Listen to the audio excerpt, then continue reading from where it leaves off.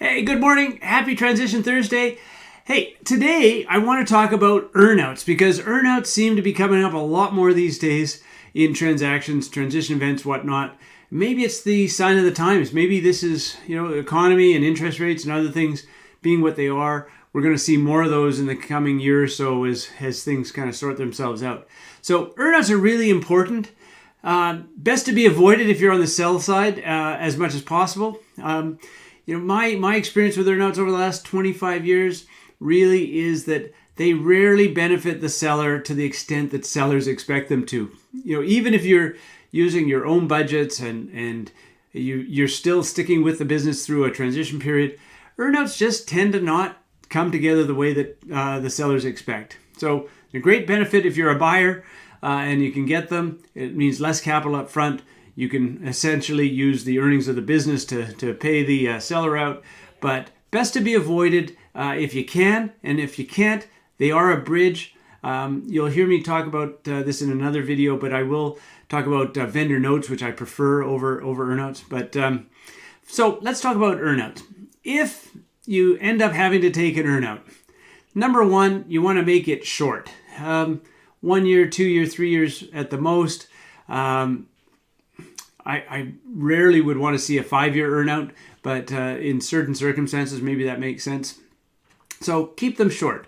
If you're on the sell side, be as high up in the P&L as possible.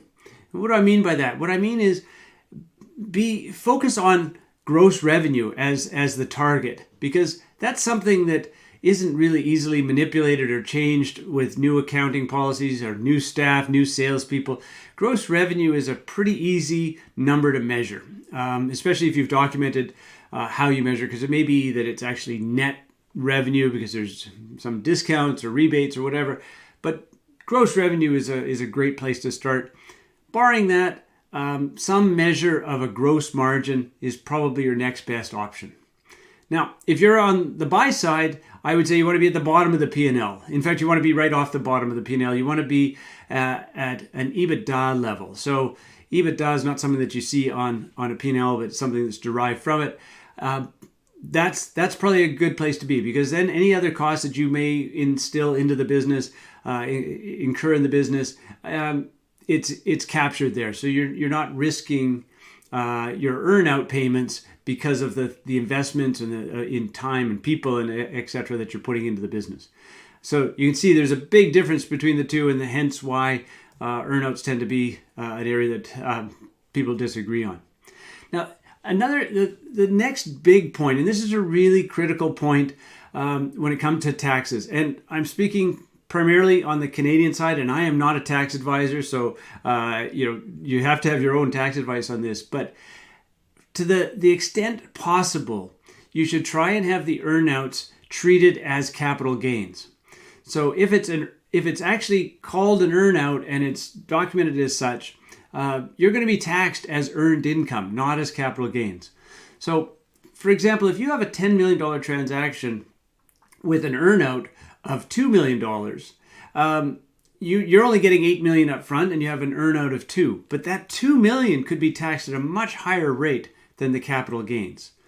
So in essence, what you would do is you would claim the whole capital gains or the whole value at $10 million, and you take a reserve on those additional payments that are going to be coming. And if they come, great, you work against your capital reserve. If they don't, then you're not going to be paying tax on something that you didn't receive. So really important if you want to reduce your taxes through a transition, because you don't want to be getting, imagine a $2 million capital gains treated as earned income, and you're going to lose a much bigger portion of that than if it was treated as gain. So those are a few high-level thoughts on earnouts.